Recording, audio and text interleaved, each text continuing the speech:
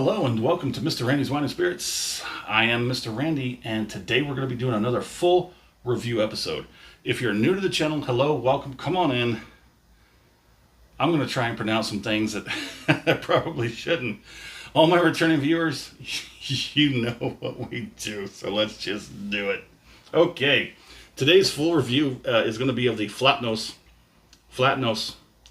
blended malt Scotch whiskey, coming in at whopping 40% alcohol by volume. Oh yeah, unchill filtered, small batch. You're speaking my language.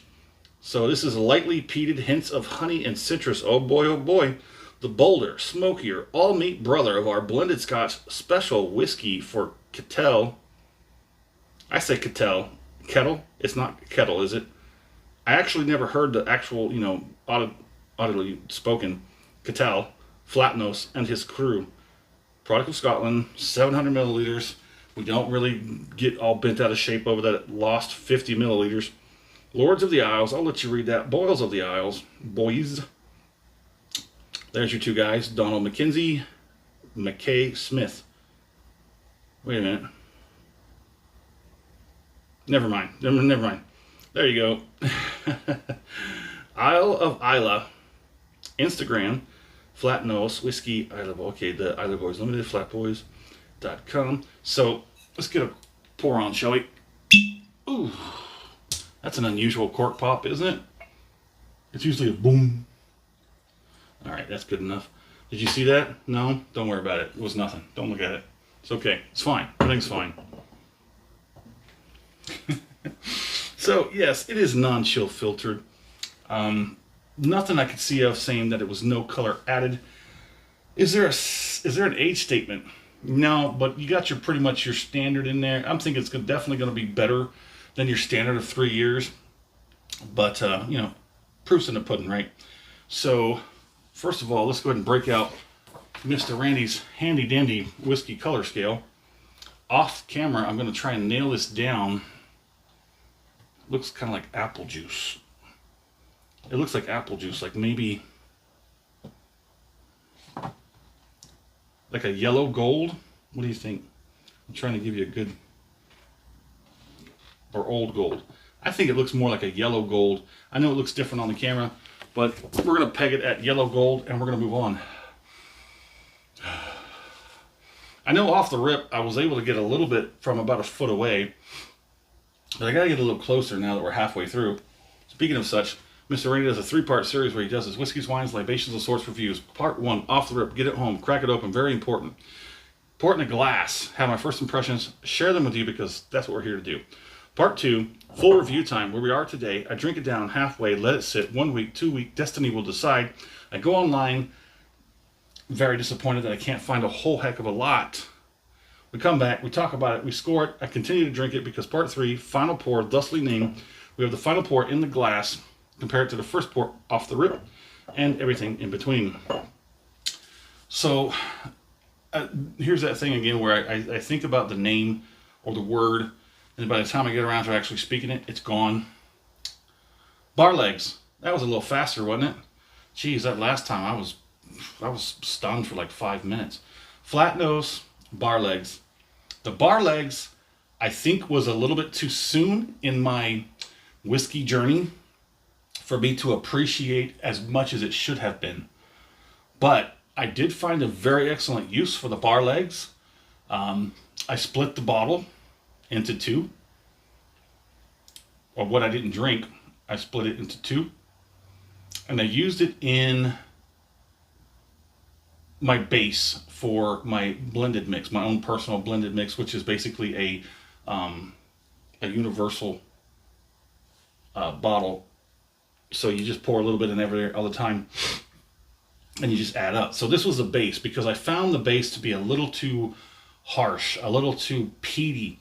Again, this was one of the very first ones I ever had that was in peatiness, that deep, rich, heavy peatiness and that smoke. I think it was just a bit too much for me. So I split it and used it as a base for my blend. It was wonderful. I wanted to go back and buy it because they were still on sale for like $30 or something. I think it got down to $30 because nobody was buying them. Didn't even have this one where it came from in Killeen, Fort Hood area, but they had it here in San Antonio. On the nose, On the nose, you're getting dry fruit, honey, citrus, caramel. Yeah, it's a little dull now, halfway through this bottle. Then off the rip was a little bit harsh, but I was expected that. This one, it's a lot less harsh, a little more mellow. Still got some pungency to it. But now it's like a more like, yeah, this is what I really, I expected it to be rough, but more so off the rip. Now I definitely am basically where I predicted it to be. It's mellowed out quite a bit. It's much, much more appealing. It's a good nose. Going in deep, you're overwhelmed with the ethanol because it's 46%. Okay, so let's go ahead and get it on the palate. This is going to be our first pour, acclimation pour.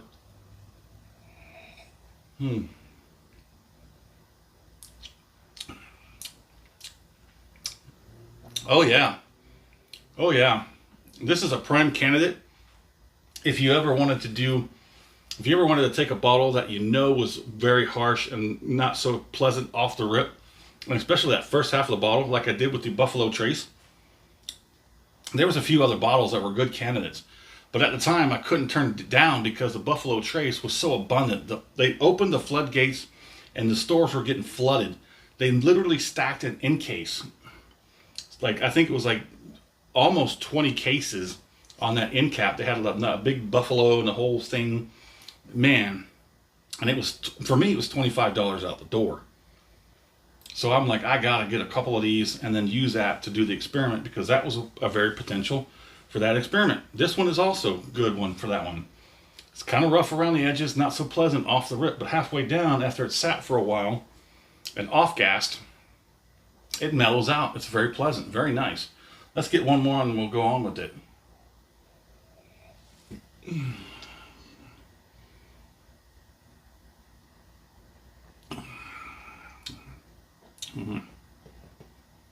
Look at that. They're a little messy. Those legs are a little messy. But, yeah, decent viscosity. Transfers well to the mouth. Very good. Most Scotch will do that. So, yeah, I am getting honey, citrus, caramel, some dried fruit. There's also that marinated medicinal Band-Aid character that, that amateurs as myself have gotten, especially on the first couple smoky, peaty Scotch that I got. Heavy on the medicinal, heavy on the Band-Aids marinated in grandma's cough syrup kind of thing. Oh boy. Let's go ahead and get one more and then we'll do the finish. If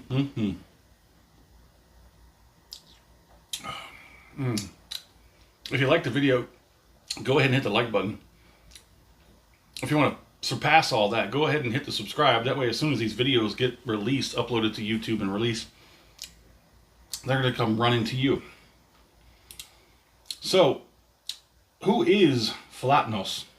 He's a Viking king, Ketel Flatnose, from the 19th century. He ruled over Scotland. I forgot. I didn't say how long he ruled. And there was a few others. I think it was it Barlegs? Because the Isla boys, the guys that make this, they pay tribute to these guys, the kings and lords that ruled Scotland back around the 9th and 10th century, back when the Vikings had like their heyday. I'll drink to that. Let's go and get that finish done.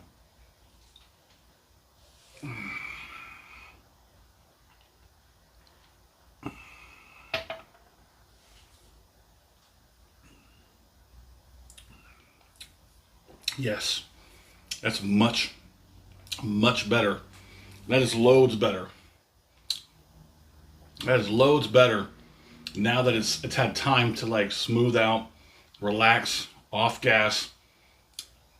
It's still got the bold, it's still got some boldness to it. It's still got a little sting. It's got only the slightest bit of roughness, but it's acceptable.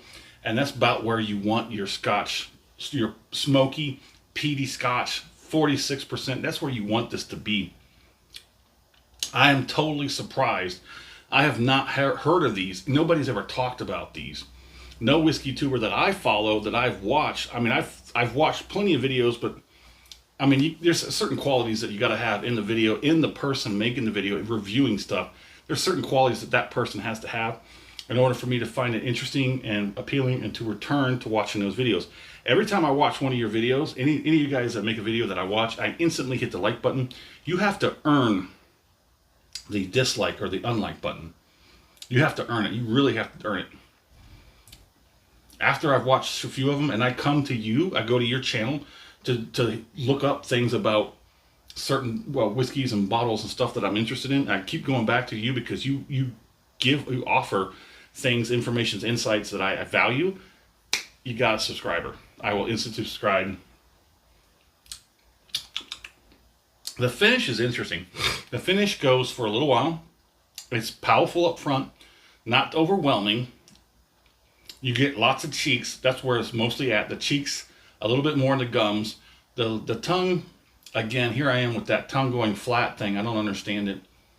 It doesn't seem to matter which libation I'm at. If it's Irish whiskey, if it's Scotch. I just had a wine the other day, perfectly fine. The wine was great. The tongue just soaked it up like a sponge and it lasted. It had a nice long finish. I had a beer, a unique beer the other day, and it was beautiful. And the taste on the tongue lasted. But sometimes I think you can probably blame it on the 46% there, blowing it out. It is what it is. Finish. Nice. Gonna have to ding it on a point because, you know, the flavor lasts a little while, then takes a slump and levels off, but then floats down. Not bad, but I'm saying it kind of knocks the tongue out, and that sucks.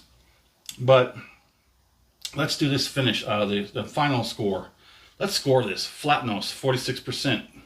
It's a lot of greatness in this bottle. A great nose, a good palate. It kind of misses an opportunity on the finish. It could have been a through and through. This really could have been a through and through. So I'm going to say a weak 4 out of 5. I say if it lasted a little bit longer on the finish, it could have been a solid 4 out of 5. If it gave me a little more bang, it could have been better. I mean, it did come in under $35. I didn't say that, did I? I didn't talk about the price point. So I paid under $35 out the door for this bottle. On average, this can reach up to $45 on the shelf in some places. That's unfortunate, because that would definitely keep some people away from trying an unknown name. I don't know nobody who talks about it. I've never heard of it. I had to track this down. I saw it on the shelf because it was on sale. Not this one. The other one, the bar legs, was on sale. So that's why I tried it. I've never heard of it, never seen of it before. My fair price, I think it's good right where it's at. I'd definitely pay $35 for this again. So that knocks out the buy again question. Would I buy this again? Sure, I'd have no qualms at all buying this again. It's great. It's 46%. That's what some Scotch drinkers look for. Is that 46% I see? Yes, it is. Is it smoky? Yes, it is. Is it peaty? Yes, it is. Is it a good Scotch? You're damn right it is. So I would buy this again. No problems with that. My fair price? I think it's under. I paid 40 out the door. I'm happy paying for it 35. But there it is. Do me a favor, in the comment section, let me know where you are, what you're drinking, what's going on in the world of libations around you. Have you had a flat nose? Have you had the bar legs? There it is. As always, thanks for stopping by here at Mr. Randy's Wine and Spirits. Have a good one.